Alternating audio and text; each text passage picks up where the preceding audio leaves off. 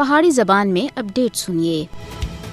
مقبوضہ جموں کشمیر وچ معصوم عوام بھارت تے وحشیانہ قبضے وچ مشکلات و مصائب سے دوچار ہے۔ مقبوضہ جموں کشمیر وچ مودی حکومت دے یک طرفہ غیر جمہوری، غیر آئینی اور ظالمانہ اقدامات کو بین الاقوامی قانون کے مطابق جنگی جرائم قرار دینا چاہیے۔ مقبوضہ جموں کشمیر وچ تعینات بھارتی فوجیوں کو نسل کشی، انسانیت کے خلاف جرائم اور جنگی جرم کرنے دی باضابطہ تربیت دیتی جا رہی ہے۔ بھارتی فوجی مقبوضہ جموں کشمیر وچ جنگی اور انسانیت کے خلاف جرائم وچ باقاعدہ طور دے ملوث ہیں۔ جعلی مقابلہ میں کشمیریاں دا ماورا عدالت قتل مقبوضہ جموں کشمیر وچ بھارتی فوجیاں دی طرف تے کیتے جانے والے بدترین جنگی جرائم ہیں۔ بھارتی فوجی مقبوضہ جموں کشمیر وچ انسانی حقوق تے محافظہ کارکناں، صحافیاں، شہریاں دے اتے تشدد، اغوا اور قتل وچ ملوث ہیں۔ عالمی طاقتوں کو چاہیے کہ وہ اپنے دوغلے پن تھیں باز آ کے بھارت کو مقبوضہ جموں کشمیر وچ نہتے اور مظلوم کشمیریاں دے خلاف جنگی جرائم دے ارتکاب تھیں روکن۔ انسانی حقوق کی عالمی تنظیماں